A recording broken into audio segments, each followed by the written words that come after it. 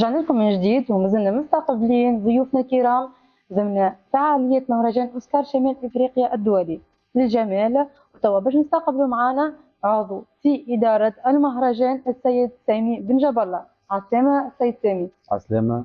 مرحبا بك، مرحبا بالناس الكل. عضو في إدارة شمال تذكار أفريقيا. الحمد لله نجحنا في التذكار، حاجة ولا أروع. ربي يوفق الجميع إن شاء الله.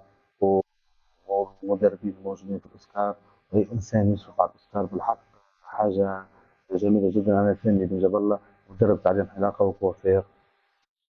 سني باش جا دخلت عضو في الإدارة ولا؟ العضو للمرة الثانية في الإدارة، وإن شاء الله قريبا جدا تم برشا حاجات جديدة إن شاء الله نفرحوا بها العباد ونفرحوا بها الناس الكل. إن شاء الله عندنا برنامج كبير كبير. أنت كأول مرة يعني تدخل عضو، أسكو شنو كيفاش حسيت التجربة هذه؟ محلاها بالحق التجربة، وتحس روحك إنك عندك اتفاق وعندك نتيجة تعمل فيها، والخدمة اللي باش تخدمها تلقى النجاح نتاعها. المرة هذه غير أوسكار اللي تعدى الأول والثاني، شنو هو الحاجة اللي ميزت أوسكار الثالثة على الأولى والثانية؟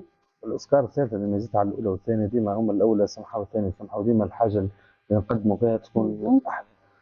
خاصة في مستوى تعليم الكوافير بصفة عامة، وتنقية البشرة والصبغة والكوليراسيون، أي حاجة في المستوى الكوافير بالحق، وانت تقدم وانت تتعلم حاجة.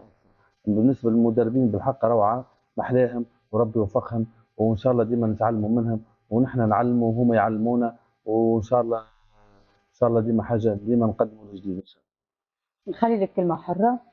الله. كل الشكر لإدارة شمال إفريقيا كامل، كل الشكر للسيد بسام ومدام أسماء واللجنة الكاملة الموجودة على الأعضاء الكل. الحق نشكرهم برشا، وربي يوفق لنا الناس الكل إن شاء الله. وعندي إن شاء الله برنامج باش نخدم إن شاء الله على مستوى ولاية قفصة إن شاء الله قريبا جدا. ومرحبا بالناس. يعطيك الصحة سي سامي، نورتنا وبارك الله فيك على حضورك معنا.